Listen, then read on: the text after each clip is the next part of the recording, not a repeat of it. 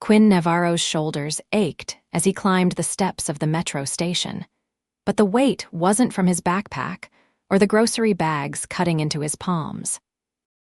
It was the exhaustion that came from working double shifts at the warehouse, then rushing to pick up his 4-year-old daughter from daycare before it closed. His muscles screamed for rest, but he pushed forward because that was what fathers did. They pushed forward. He was halfway up the stairs when he heard it, the frustrated grunt of someone struggling behind him. Quinn turned to see a woman in an elegant navy dress trying to maneuver a stroller up the concrete steps. She was maybe his age, late 20s, with dark hair pulled back in a sleek ponytail. Her heels clicked against each step as she attempted to lift the stroller backwards, her face flushed with effort. Without thinking, Quinn set down his grocery bags on the landing. "Hey, let me help you with that." The woman looked up, surprise flickering across her features. Her green eyes were striking even in the fluorescent lighting of the subway station. "Oh, you don't have to, it's no problem," Quinn said, already moving down the steps toward her. He noticed the baby in the stroller, maybe 8 months old, sleeping peacefully despite the jostling. "I've been there. These stations weren't built with parents in mind." He gripped the bottom of the stroller frame while she held the handles, and together they navigated the remaining stairs. Quinn's arms burned, but he kept his expression neutral. The last thing he wanted was for this woman to feel guilty about accepting help. "Thank you so much," she said when they reached the top. Her voice was warm, tinged with genuine gratitude. "I usually have my driver, but today I wanted to take the metro.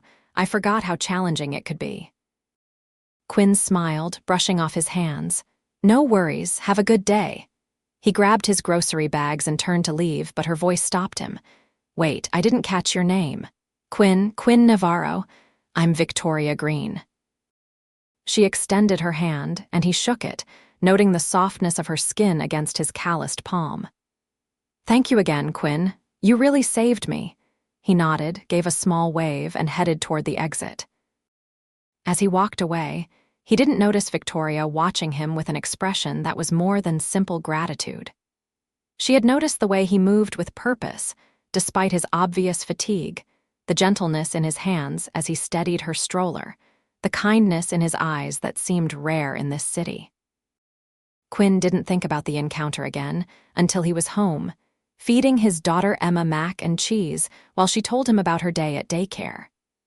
She was animated, her brown curls bouncing as she described the tower she had built with blocks.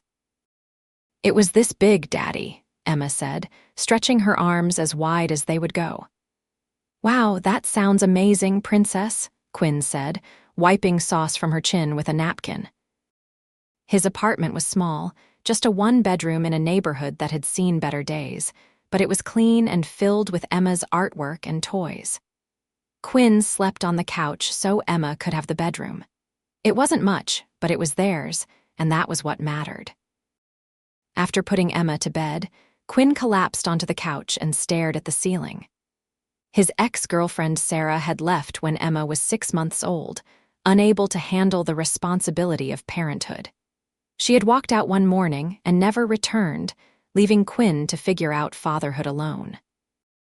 Some days were harder than others, but looking at Emma's smiling face made every struggle worth it.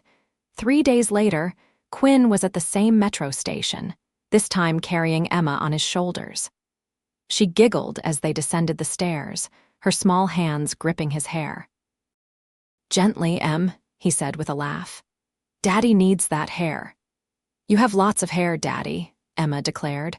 At the bottom of the stairs, Quinn nearly collided with someone. He stepped back quickly and found himself looking at Victoria Greene again. She was pushing the same stroller, though this time the baby was awake, staring up at the world with curious blue eyes. "Quinn," Victoria said, her face brightening with recognition. "What a coincidence." "Miss Greene," he replied, shifting Emma on his shoulders. "Let me guess, need help with the stairs?" She laughed, and it was a genuine, unguarded sound. "I was actually about to call my driver, but if you're offering..." "Of course." Quinn lifted Emma down and held her hand. "Emma, can you be a big girl and climb the stairs yourself?" Emma nodded solemnly. I'm very big. Together, Quinn and Victoria navigated the stairs again, with Emma climbing carefully beside them. At the top, Victoria's baby began to fuss, and she lifted him from the stroller, bouncing him gently. This is Oliver, she said. He's teething, poor thing. Emma peered at the baby with interest. He's little. You were that little once, Quinn told her. Victoria smiled at the interaction. How old is your daughter? 4, going on 14, I think. Quinn ruffled Emma's hair affectionately. She's beautiful. Victoria's eyes met his, and there was something in her gaze that made Quinn's heart skip. Listen, this might be forward, but would you and Emma like to get coffee? There's a cafe around the corner. My treat, as a thank you for helping me twice now. Quinn hesitated. He had 100 things to do: laundry, meal prep for the week, fixing the leaky faucet in the bathroom. But Emma was tugging on his hand, her eyes bright with excitement at the prospect of going somewhere new. Sure, he heard himself say. Coffee sounds good. The cafe was a small place with mismatched furniture and local art on the walls. Victoria ordered a latte and a croissant for herself, then insisted on buying Emma a hot chocolate and a cookie. Quinn ordered black coffee, the cheapest thing on the menu, though Victoria had made it clear she was paying. They settled at a corner table, Emma happily munching her cookie while Oliver dozed in his stroller. So, Victoria said, wrapping her hands around her cup. Tell me about yourself, Quinn. He shrugged. Not much to tell. I work at a warehouse, take care of Emma, try to keep our heads above water. Is Emma's mother in the picture? Quinn's jaw tightened. No, she left when Emma was a baby. I'm sorry. Victoria's sympathy seemed genuine. That must be incredibly difficult. We manage. Quinn took a sip of his coffee. What about you? Oliver's dad. Similar story, actually. Victoria glanced at her sleeping son. His father decided parenthood wasn't for him, left before Oliver was born. There was a moment of shared understanding between them, an acknowledgement of the unique challenges single parenthood brought. So what do you do? Quinn asked, trying to keep the conversation light. Victoria hesitated for just a second. I work in business management. Lots of meetings, lots of stress, but it pays the bills. Quinn didn't press further. He could tell from her clothes, her bearing, that she probably did more than just pay the bills, but he wasn't going to pry. They talked for over an hour, the conversation flowing easily. Victoria was intelligent and funny, with a dry wit that caught Quinn off guard.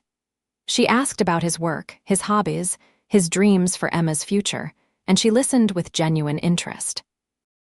In turn, she told him about Oliver's milestones, her struggles with work-life balance, her love of old movies and mystery novels. Emma eventually grew restless, climbing on Quinn's lap and playing with his watch. We should probably get going, Quinn said reluctantly. Someone's past her quiet time. I'm not tired, Emma protested, even as she rubbed her eyes. Victoria laughed. I understand, but before you go, could I give you my number? Maybe we could do this again sometime. Oliver could use a friend like Emma. Quinn felt his heart rate pick up. Yeah, that would be great. They exchanged numbers, and Quinn tried not to read too much into it. She probably just wanted Emma as a playmate for Oliver. It didn't have to mean anything more. But as they said goodbye on the sidewalk, Victoria touched his arm briefly. I really enjoyed talking with you, Quinn. Thank you for giving me a chance to get to know you. Over the next few weeks, Quinn and Victoria fell into a pattern of meeting up. Sometimes it was at the cafe, other times at the park where Emma could run around while Oliver observed from his stroller. Quinn learned that Victoria was organized and thoughtful, always remembering little details he mentioned in passing. She brought Emma a book about dinosaurs after Quinn mentioned his daughter's fascination with them. She asked about his mother's health when he casually mentioned she lived upstate. For his part, Quinn tried to reciprocate, though his budget was tight. He brought Victoria coffee from the bodega near his work, the way she liked it with 2 sugars and cream. He helped her carry groceries when they ran into each other at the store. He was always there when she needed someone to hold Oliver while she dealt with a work call or adjusted the stroller. It was during one of their park meetings that Emma looked up at Victoria and asked, "Are you Daddy's girlfriend?" Quinn nearly choked on his water. "Emma, that's not," but Victoria just smiled gently. "Would you like me to be?" Emma considered this seriously. "Do you make Daddy happy? I hope so." "Then yes." Quinn felt his face heat. "I'm sorry, she doesn't have a filter." "Don't apologize." Victoria met his eyes. "She asks good questions." There was a charged moment between them, and Quinn realized with startling clarity that he had developed real feelings for this woman. It wasn't just her beauty or her intelligence. It was the way she laughed at his terrible jokes, the way she never made him feel less than because of his financial situation, the way she looked at Emma with genuine affection. But doubt crept in as quickly as the realization. Victoria was clearly successful, probably wealthy. What could she possibly want with a warehouse worker who could barely make rent? She probably saw him as a friend, nothing more. Still, he couldn't help but notice the way her hand would brush against his as they walked, or how her smile seemed to brighten when she saw him. One evening, Victoria called him. It was late, past Emma's bedtime, and Quinn was surprised to see her name on his phone screen. "Hey, is everything okay?" he answered. "Quinn, I need a favor." Victoria's voice was stressed. "My regular babysitter canceled, and I have this work dinner I absolutely cannot miss. I know this is incredibly last minute, but would you be able to watch Oliver for a few hours?" Quinn glanced at Emma's closed bedroom door. "Of course, bring him over." "Are you sure? I don't want to impose." "Victoria, it's fine. I've got this." 20 minutes later, Victoria appeared at his door in a stunning black dress, Oliver bundled in her arms along with an overstuffed diaper bag. "Thank you so much," she said, stepping into his modest apartment. If she was surprised by the small space, she didn't show it. "He's been fed and changed. There's formula in the bag if he gets hungry, but he should be okay until I get back. I won't be late, I promise." "Take your time," Quinn said, taking Oliver into his arms. The baby gazed up at him with trusting eyes. "We'll be fine." Victoria lingered at the door, looking between Quinn and her son. "You're really saving me. I owe you big time. We're friends. That's what friends do." Something flickered across Victoria's face at the word friends, but Quinn couldn't read it before she composed herself. "Right. Friends." She grabbed her clutch. "I'll text you updates." After she left, Quinn settled Oliver on a blanket on the living room floor with some soft toys. The baby was content, gurgling happily as he played. Quinn sat beside him, making sure he was safe, marveling at how natural this felt. His phone buzzed with a text from Victoria. "How's he doing?" "Perfect angel," Quinn replied. "Stop worrying and enjoy your dinner." Easier said than done. "I miss him already." Quinn smiled at his phone. He understood that feeling completely. Oliver fell asleep around 9, and Quinn carefully transferred him to a nest of pillows on the couch, building a protective barrier so he couldn't roll. He was watching a muted basketball game when Victoria returned at 10:30, looking exhausted but relieved. "How was he?" she whispered, seeing her sleeping son. "Great. Played for a bit, took a bottle, went down easy." Victoria visibly relaxed. "You're a natural." "I've had practice." Quinn stood, stretching. "How was your dinner?" "Boring. Corporate." She kicked off her heels with a sigh of relief. "I spent the whole time thinking about getting back here." Quinn carefully scooped up Oliver, and Victoria moved to take him, but their arms tangled in the process. They were suddenly very close, close enough that Quinn could smell her perfume, something subtle and expensive. "Sorry," he murmured, but he didn't step back, neither did Victoria. She looked up at him, her green eyes searching his face. "Quinn." "Yeah, I need to tell you something." She took a breath. "I haven't been completely honest with you."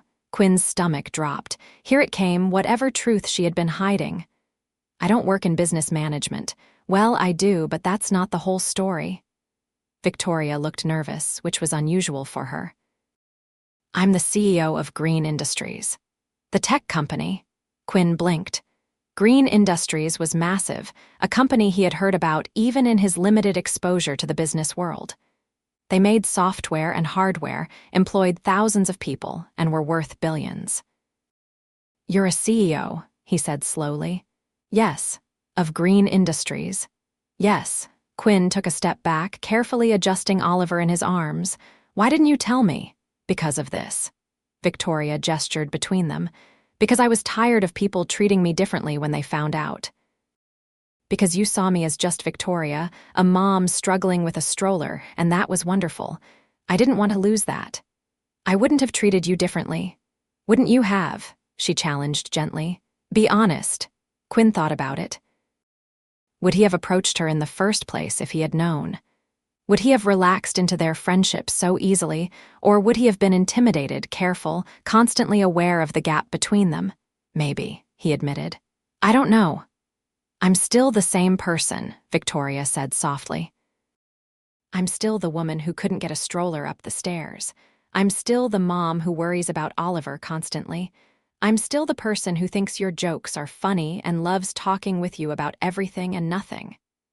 This changes things, though. Does it have to?" Quinn looked at her, really looked at her. She seemed vulnerable standing there in her expensive dress in his shabby apartment, holding her breath while waiting for his response. "I need to think about this," he said finally. Victoria's face fell slightly, but she nodded. "I understand. Let me take Oliver home."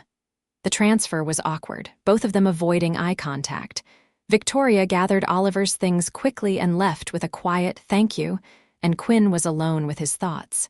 He spent the night awake on the couch, his mind racing. A CEO.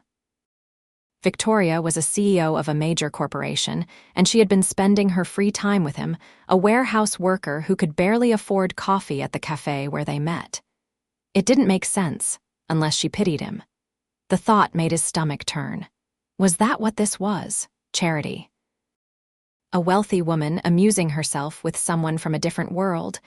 But then he remembered the way she looked at him, the genuine warmth in her laugh, the trust she showed when she asked him to watch Oliver. That wasn't pity. That was something else. Emma found him on the couch the next morning, staring at the ceiling. "Daddy, why are you sad?" she asked, climbing up beside him. "I'm not sad, Princess. You look sad." Emma patted his cheek. "Did you and Miss Victoria have a fight?" "Not a fight, just grown-up stuff." "Do you like her?" Quinn pulled his daughter close. "Yeah, I do." "Then you should tell her. That's what the prince does in my stories. If only it were that simple." Victoria texted him that afternoon. "Can we talk?" Quinn stared at the message for a long time before responding. "Yeah, park tomorrow, usual time." "I'll be there." Quinn brought Emma to the park the next day, his stomach in knots. Victoria was already there with Oliver, sitting on their usual bench. She looked tired, like she hadn't slept well either. They let Emma play on the equipment while they talked, Oliver content in his stroller between them. "I'm sorry I didn't tell you sooner," Victoria began. "I should have been upfront from the beginning." "Why me?" Quinn asked bluntly. "You could have anyone." Why spend time with a guy who works in a warehouse and lives in a one-bedroom apartment? Victoria turned to face him fully. "Because you're kind. Because you helped a stranger without expecting anything in return. Because you're an amazing father. Because you make me laugh. Because when I'm with you, I feel like I can breathe for the first time in years." Quinn's heart hammered in his chest. "Victoria, I know there's a gap between us financially. I know this situation is complicated, but I don't care about any of that. I care about you, Quinn. I have for weeks now." She took a shaky breath. "And I think you care about me too." "I do," he admitted, "but I don't know how this works. Your world and mine, they're so different. So we figure it out together." Victoria reached for his hand, and he let her take it. "Look, I'm not expecting you to have all the answers right now. I just need you to know how I feel and to tell me honestly if you feel the same way." Quinn looked at their joined hands, then at Emma playing happily on the swings, then at Oliver sleeping peacefully, and finally at Victoria's hopeful face. "I feel the same way," he said. "I've been falling for you since that second time at the metro station, maybe even before that. But I'm scared, Victoria. I'm scared I can't give you what you need. I'm scared I'm not enough." You are enough, Victoria said fiercely. Quinn, you're more than enough. I don't need fancy dinners or expensive gifts. I need someone who sees me, really sees me, not just the CEO or the money or the company. You do that. From the very first day, you've done that. What about Emma and Oliver? This affects them too. Emma adores me, and I adore her. Oliver lights up when he sees you. Our kids are already attached to each other. Victoria squeezed his hand. I'm not saying this will be easy. There will be challenges, things we'll have to work through, but I want to try if you do. Quinn felt the last of his resistance crumbling. Life was too short and too hard to push away something good when it found you. Okay, he said. Let's try. Victoria's smile was radiant. She leaned in slowly, giving him time to pull away, but Quinn met her halfway. Their first kiss was soft and sweet, full of promise and hope. Daddy's kissing Miss Victoria. Emma's delighted shriek broke them apart. She was running toward them, her face lit up with joy. Does this mean she's your girlfriend for real? Quinn laughed, pulling his daughter into his lap. What do you think, Em? Should Miss Victoria be my girlfriend? Yes. Emma turned to Victoria seriously. You have to promise to be nice to my daddy. I promise, Victoria said solemnly. Your daddy is very special to me, and you can't make him sad. I'll do my best not to. Emma seemed satisfied with this. She hugged Victoria tightly, and Quinn watched with a full heart as the woman he was falling in love with embraced his daughter. The next few months were a learning curve for everyone. Victoria's world was demanding in ways Quinn hadn't fully understood. She had meetings that ran late, business trips that took her away for days, and a level of scrutiny that came with being a public figure. But she made time for him and Emma whenever she could, often showing up at Quinn's apartment after work still in her business clothes, eager to leave the CEO persona at the door. Quinn struggled with his own insecurities. The first time Victoria invited him to a company event, he had nothing appropriate to wear and had to borrow a suit from a coworker. He felt out of place among the executives and investors, hyper-aware of every word he spoke. But Victoria stayed by his side the entire evening, her hand in his, making it clear to everyone that he belonged there because he belonged with her. There were practical challenges, too. Victoria's townhouse was in an expensive neighborhood across the city. Between Quinn's work schedule and Emma's daycare, coordinating time together required careful planning. Victoria offered to pay for a better daycare closer to her place, but Quinn's pride initially bristled at the suggestion. They had their first real argument about it in Victoria's kitchen after the kids were asleep. I'm not trying to control anything, Victoria said, frustrated. I'm trying to make our lives easier. By throwing money at the problem, Quinn shot back. I've been taking care of Emma just fine on my own. I know you have. You're an incredible father, but why is it wrong for me to want to help? Because I don't want to be your charity case, Victoria. I don't want you to feel like you have to take care of me. Victoria's eyes flashed. Is that really what you think this is? Charity? Quinn ran his hand through his hair. I don't know what to think sometimes. You have everything. What do I bring to this relationship besides baggage and bills? You bring yourself, Victoria said, her voice softer now. You bring love and stability and partnership. You bring Emma, who makes me smile every single day. You bring the feeling I get when I come home and you're there, like everything is going to be okay no matter what happened at work. Quinn felt his anger deflating. I just want to pull my own weight. You do, every single day. Victoria moved closer to him. Quinn, relationships aren't transactional. I'm not keeping score of who pays for what or who does more.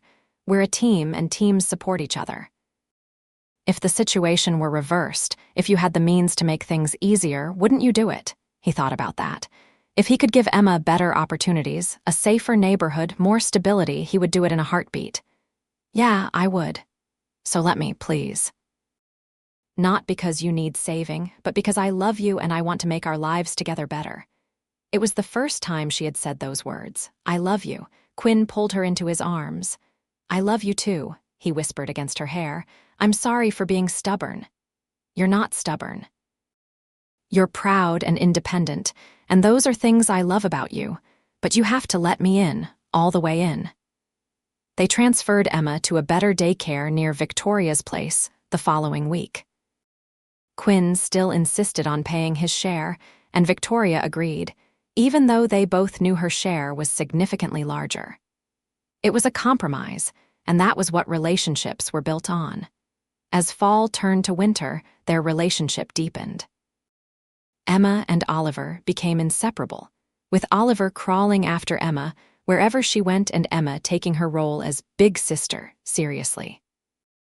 Victoria's place became their gathering spot on weekends, with Emma having her own room decorated in her favorite purple color, and Quinn finally admitting that the guest room bed was more comfortable than his couch.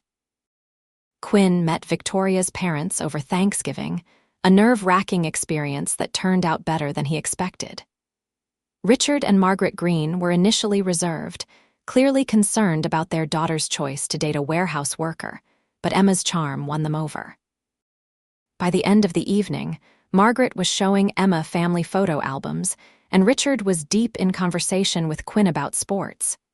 "You make our daughter happy," Margaret told Quinn privately as he was helping clear dishes. "That matters more than anything else." Victoria met Quinn's mother over Christmas. Linda Navarro lived upstate in a small house near the Canadian border, her health not great but her spirit strong. She pulled Quinn aside while Victoria was helping Emma build a snowman. "She's good for you," Linda said. "Don't let pride or fear mess this up." "I'm trying, Ma. Try harder. Women like that don't come around often." Quinn proposed on New Year's Eve, though not in the way he originally planned.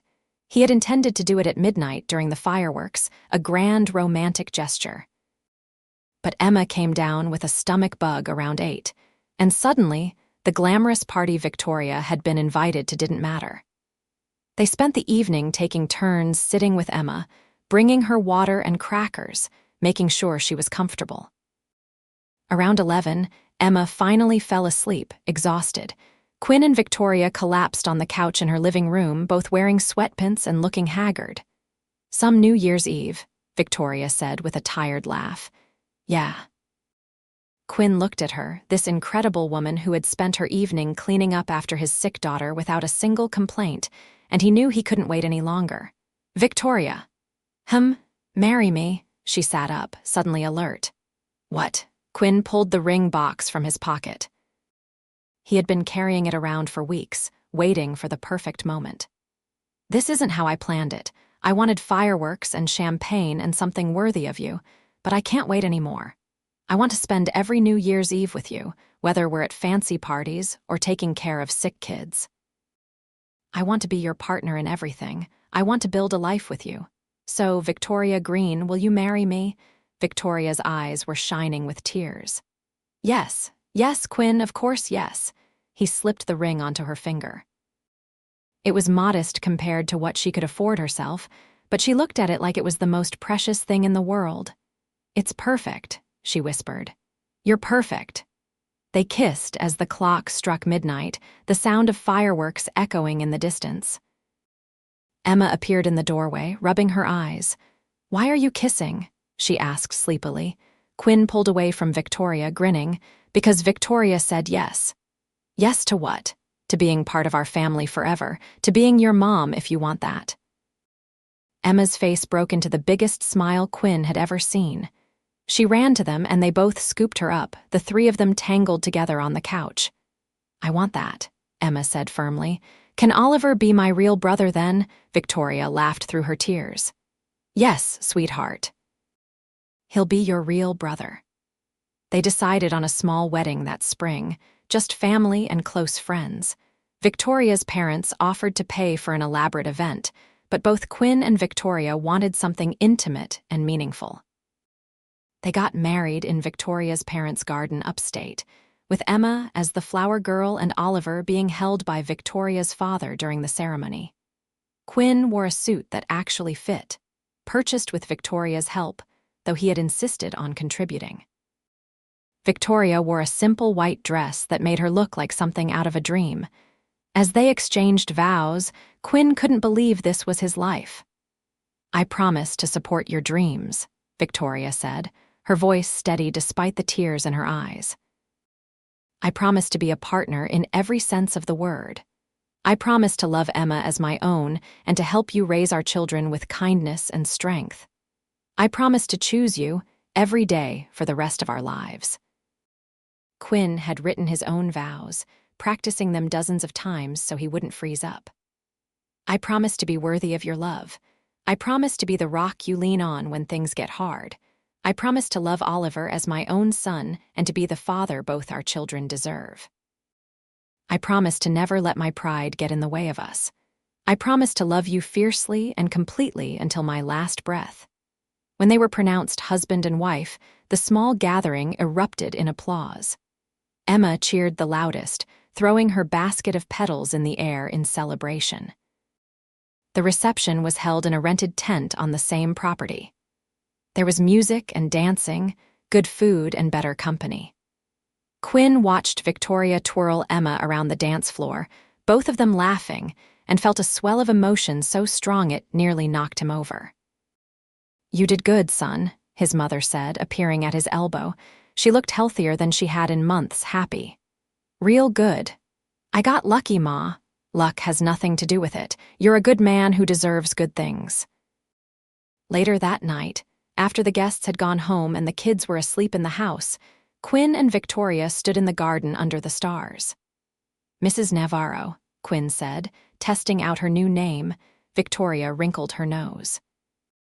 "I'm keeping Greene professionally, but I like the sound of Navarro for everything else." Yeah, she wrapped her arms around his waist. "How are you feeling about all of this? Terrified, grateful, happy, overwhelmed?" Quinn pulled her closer. "Like I'm the luckiest man alive. Good. Because I plan on making you feel that way every day." They moved into Victoria's townhouse officially after the wedding. It was a big adjustment for Quinn, going from his cramped apartment to a place with multiple bedrooms, an actual yard, and a kitchen that wasn't falling apart. Emma adapted quickly, loving her new room and the proximity to Oliver. Quinn took longer, sometimes still feeling like a guest in his own home. Victoria was patient with him, including him in every decision about the house, making sure he knew this was his space too. Slowly, Quinn's things mixed with Victoria's. His books filled the shelves in the study. His photos joined hers on the walls. His coffee mugs found a home in the kitchen cabinets. The biggest change came when Victoria sat him down 3 months after the wedding. "I have a proposition," she said. They were in the living room, both kids playing together nearby. "Okay," Quinn said cautiously. "I want you to quit your warehouse job." Quinn's first instinct was to refuse, but he held his tongue, waiting for her to explain. "Before you say no, hear me out. You're exhausted, Quinn. You work these brutal shifts, then come home and pour everything you have into being a dad and a husband. There's nothing left for you." Victoria took his hand. "I want you to go back to school." "School? You mentioned once that you wanted to be an engineer before Emma came along. That you had to drop out of college because you couldn't afford it anymore." Quinn had mentioned that months ago, barely remembering the conversation, but Victoria had remembered. That was a dream from a long time ago. "Why does it have to stay a dream?" Victoria challenged. "We can afford it." "I can afford it. You could go back to school, get your degree, and do what you actually want to do with your life. I can't just let you support us while I go to school." "Why not? Would it be different if you were supporting me while I went back to school?" Quinn thought about that. Honestly, it would feel different, but only because of his own hang-ups about gender roles and pride. "I'd be starting over at 30, he said. "I'd be years older than everyone else." "So, plenty of people go back to school later in life. You're smart, Quinn. You're wasted in that warehouse." He wanted to argue, but the truth was he was exhausted. The double shifts were killing him, and he missed spending time with Emma and Oliver.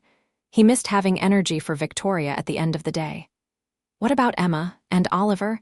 I'd need to study, do assignments. We'll figure it out together." "We're a team, remember?" Quinn looked at his wife, this woman who believed in him so completely it was almost overwhelming. "You really think I can do this?" "I know you can." He enrolled in community college that fall, starting with general courses to get back into the academic mindset. It was harder than he expected, juggling classes with family responsibilities, but Victoria was true to her word. She adjusted her schedule when possible, hired a nanny for the hours they both needed to be away, and created a study space for Quinn in the spare room.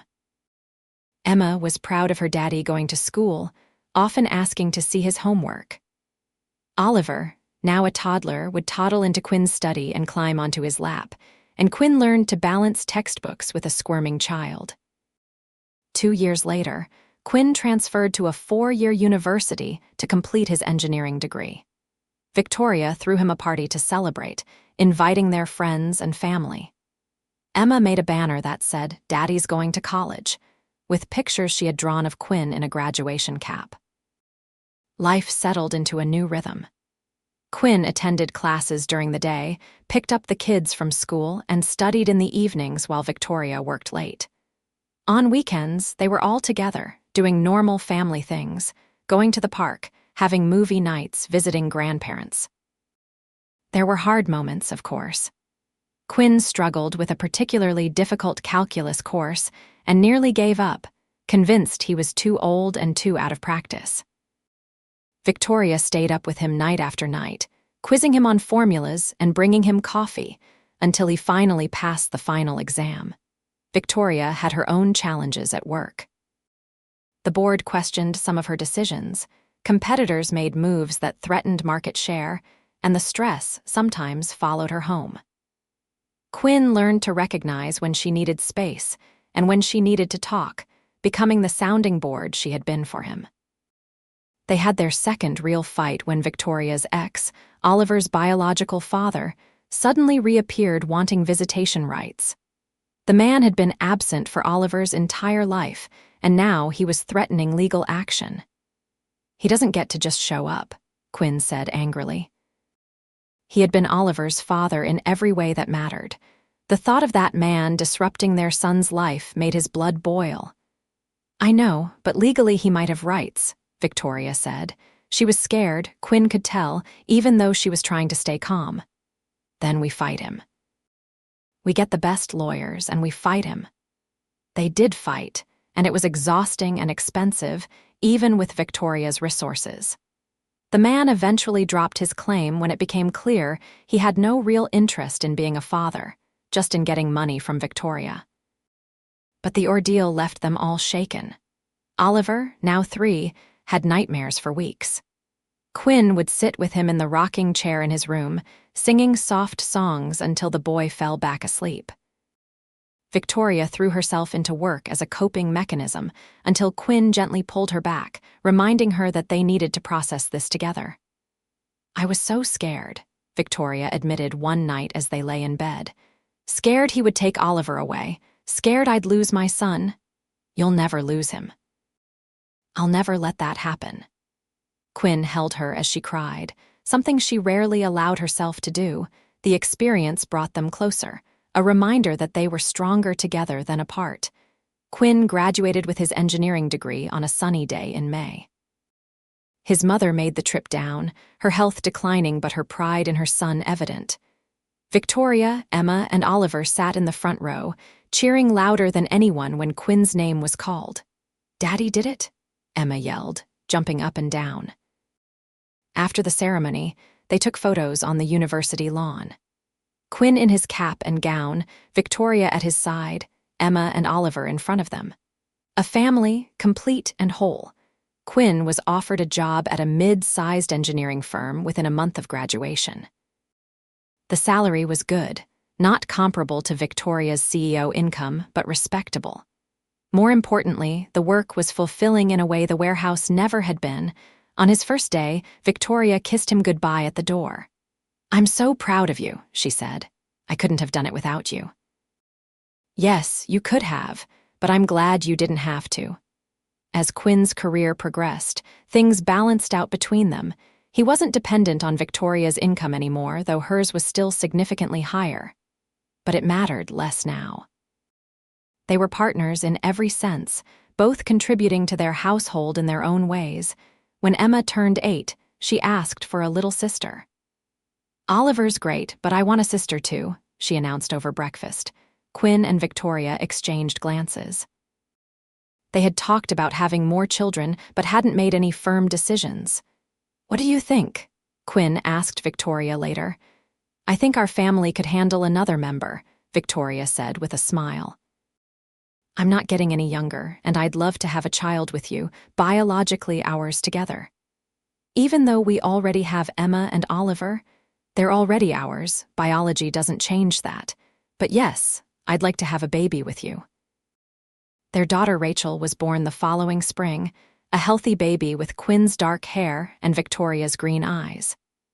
Emma was an attentive big sister, always wanting to help with feedings and diaper changes.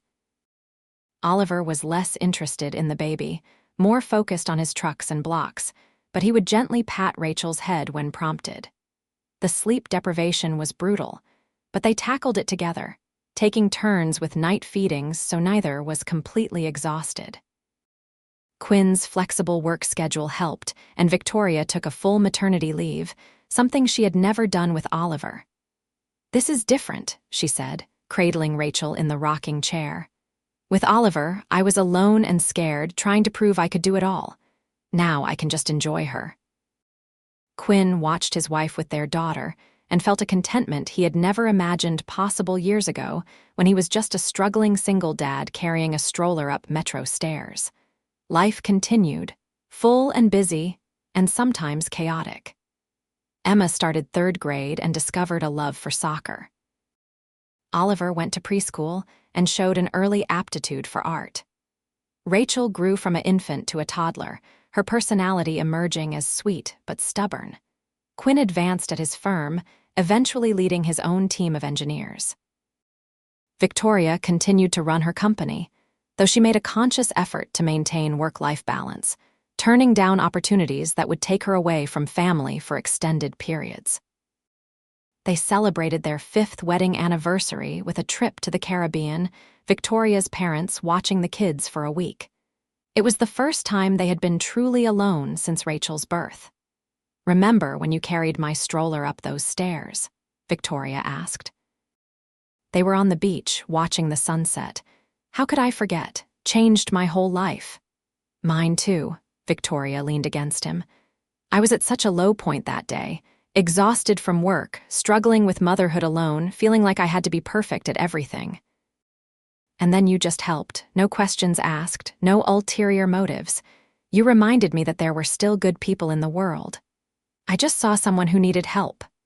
That's what made you special. You didn't see a CEO or money or an opportunity. You saw a mom with a stroller." Victoria turned to face him. "These past 5 years have been the best of my life. Even with all the fights and stress and chaos, especially with all that, because we went through it together." Quinn kissed her, tasting salt and sunscreen and the promise of many more years to come. When they returned home, Emma had a surprise for them. She had made a family tree for a school project, carefully drawing each member of their blended family and writing facts about everyone. "You and Mommy met at the metro," Emma read from her presentation. "Daddy helped Mommy with Oliver's stroller because he's a helper. They fell in love and got married, and now we're all a family. I have 1 brother and 1 sister and the best parents in the world." Quinn had to excuse himself, overwhelmed with emotion. Victoria found him in the kitchen, wiping his eyes. "She's not wrong," Victoria said softly. "About what? Best parents in the world, best family, all of it." Quinn pulled her close, breathing in the familiar scent of her perfume. "I love you, Victoria Navarro. I love you too, Quinn." The years continued to pass. Emma grew into a teenager, all long legs and strong opinions. Oliver developed into a quiet, thoughtful boy with a talent for drawing. Rachel was their wildfire, constantly moving and getting into everything. Quinn's mother passed away when Rachel was 4, a peaceful death that came after a long illness. The whole family attended the funeral, Emma and Oliver old enough to understand loss, Rachel too young to grasp the permanence of it all. "She was so proud of you," Victoria told Quinn as they stood at the burial site. "Every time I talked to her, she went on and on about how you turned your life around, how you were such a wonderful father and husband. I wish she could have had more time with the kids. She had enough time to know they were loved and cared for. That's what mattered to her." Quinn inherited his mother's small house upstate. After cleaning it out, a bittersweet process full of memories, they decided to keep it as a vacation home. It became their summer retreat, a place where the kids could run wild and they could escape the city's intensity. Victoria eventually stepped down as CEO when she turned 45, transitioning to a chairman role that gave her more flexibility and less daily pressure. She wanted to be present for the kids' teenage years, not wanting to miss the important moments. "I've spent 20 years building that company," she told Quinn when she announced her decision. "I don't need to prove anything anymore.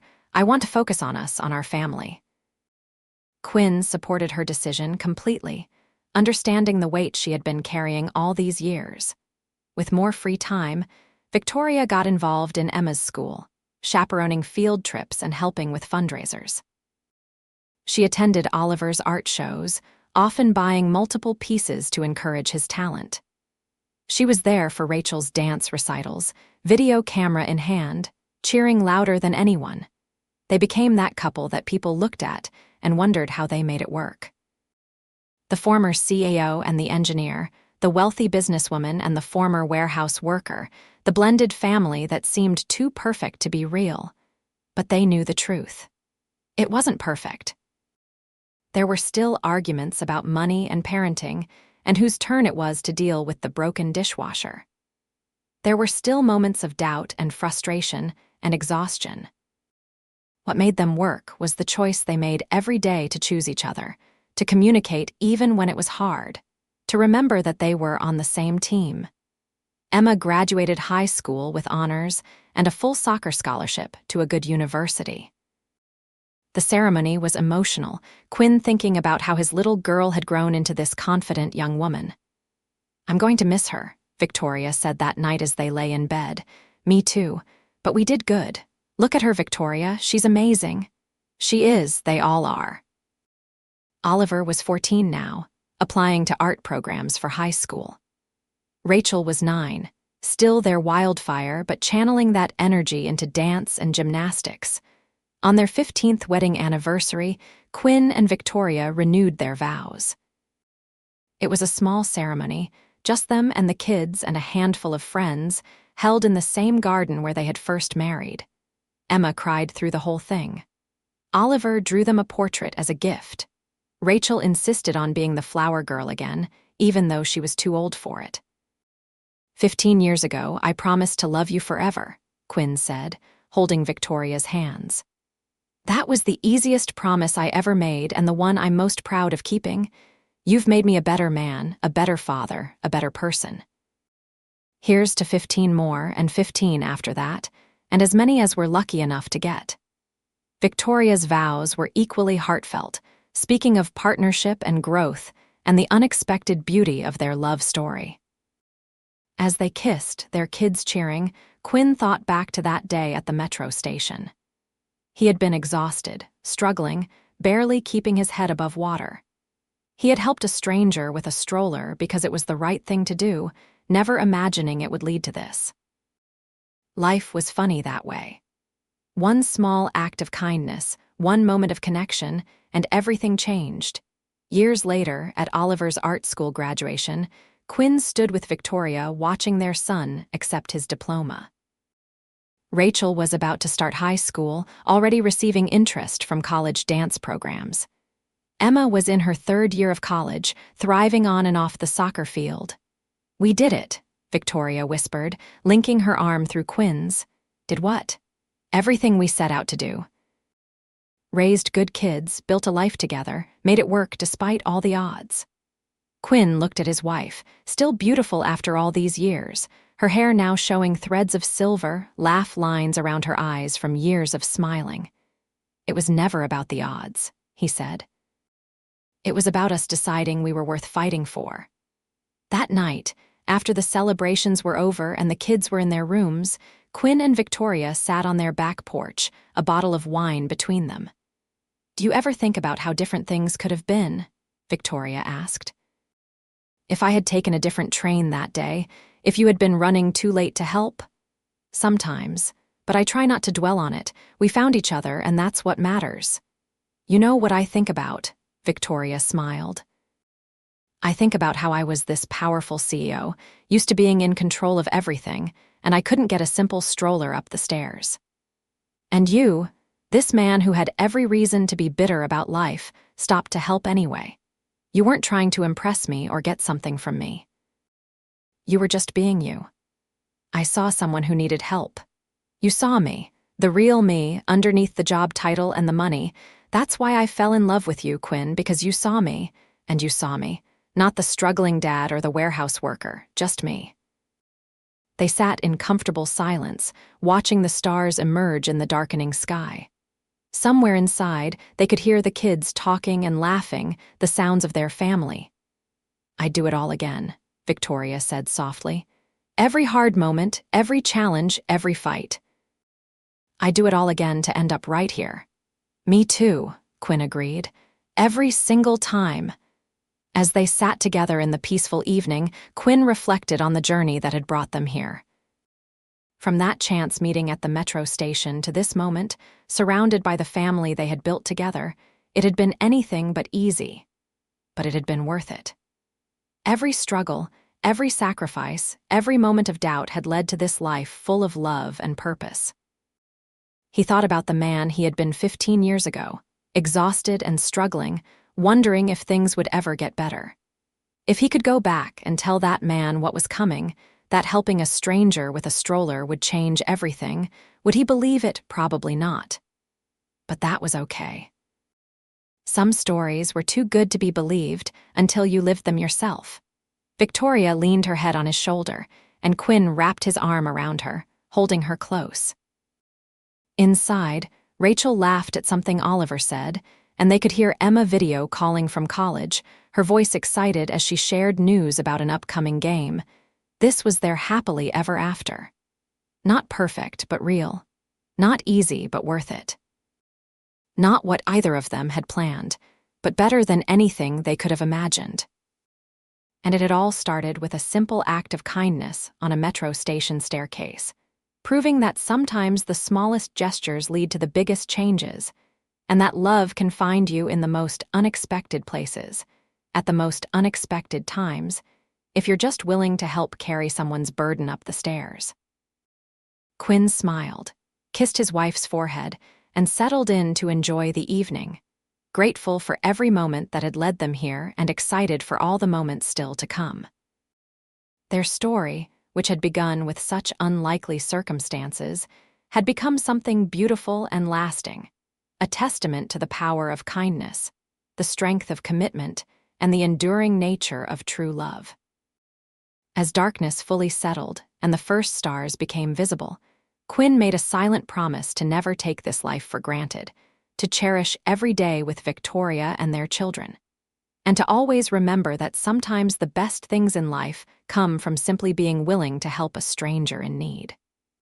Because that one act had given him everything he never knew he needed: a partner, a family, and a love story worth telling.